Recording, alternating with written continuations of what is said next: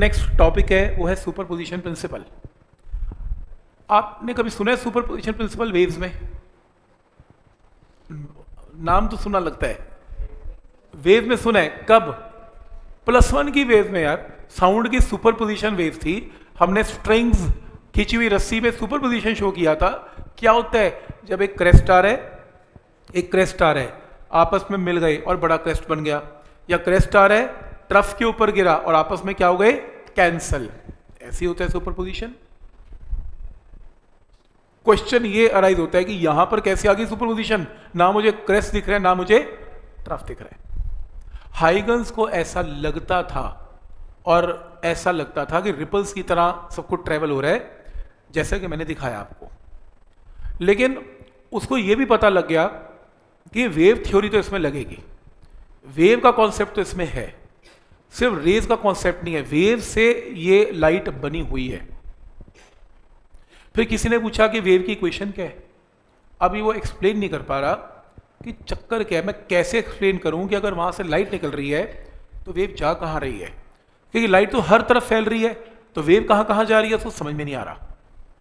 Obviously एक scientist है, पूरी लाइट की डिस्कवरी थोड़ा निकाल देगा, तो कुछ चीज़ों का आंसर वो दे ही नहीं पा रहा। उसने स्टार्टिंग तो ठीक कर दी कि हाँ वेव थ्योरी लगेगी, बातें ठीक कर रहा है वो, लेकिन वो ये एक्सप्लेन नहीं कर पा रहा, मैं फिर रिपीट कर रहा हूं, कि मैथमेटिकल वेव की इक्वेशन है क्या।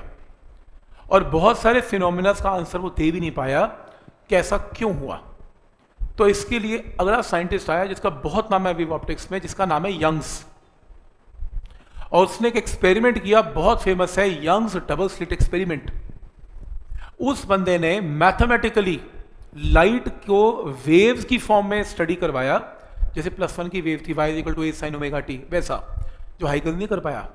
उसने मैथमेटिकली वेव की इक्वेशन बनाई, दिखाई, और हमें बताया कि वेव, ये जो लाइट है वो क्रेस्ट और ट्रफ की फॉर्म में ट्रेवल करती है।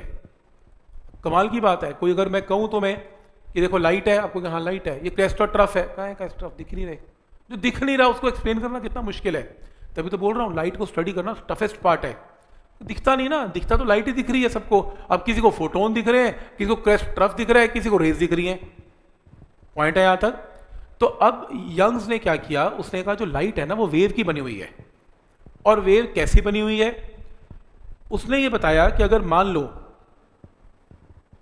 ये देखो, ये सोर्स ऑफ लाइट है, ये सोर्स है, सोर्स से जो एक वेव नहीं निकलती, इनफाइनाइट वेव निकलते हैं इन एवरी डायरेक्शन।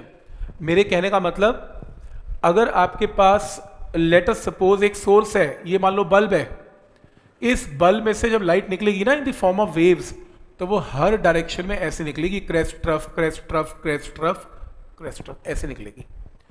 आपने बोला सर कितनी वेव्स हैं? मुझे खुद नहीं पता कितनी वेव्स हैं, इनफाइनाइट वेव्स हैं। ऐसी है, एक वेव नहीं है, इनफाइनाइट वेव्स हैं। तो आइडिया समझ में आ रहा है? तो ऐसे वेव्स की फॉर्म में लाइट निकलती है, ये हमें यंग्स ने बताया। और कैसे बताया? देखो ऐसे चश्मे तो लगा नहीं रखे, उसको मुझे दिख रही है, उसको भी वही दिख रहा है जो मुझे दिख रहा है, आपको दिख रहा है। उसने मैथमेटिकली एक्सपेरिमेंटली हमें बताया कि ऐसा है। और मैं बताता हूँ उसने क्या किया। उससे पहले उसने कहा बच्चों को रिवाइज करवा दो +1 की सुपरपोजिशन, तब मैं समझाऊंगा आगे क्या है। तो सुपरपोजिशन प्रिंसिपल है कि जब दो या दो से ज्यादा वेव्स आपस में मिलती हैं तो क्रेस्ट क्रेस्ट पे गिरता है, क्रेस्ट ट्रफ पे भी गिर सकता है। क्रेस्ट और ट्रफ जब गिरते हैं एक दूसरे के ऊपर, they can cancel each other. Crest crest जो है बड़ा क्रेस्ट प्रोड्यूस कर सकता है, कुछ ऐसे। ये y1 और y2 क्रेस्ट और ट्रफ एक दूसरे पे गिर गए, दे विल कैंसल, तो नई वेव ऐसी बनेगी। और अगर क्रेस्ट ट्रफ पे गिर गया y1 y2 तो नया क्रेस्ट बनेगा, ऐसे। तो रिवाइज हो गया, ठीक है। अब आगे चलते हैं। तो उसने कहा कि आप पढ़ाओ स्टूडेंट को मेरा एक्सपेरिमेंट, जिसका नाम है इंटरफेरेंस ऑफ लाइट।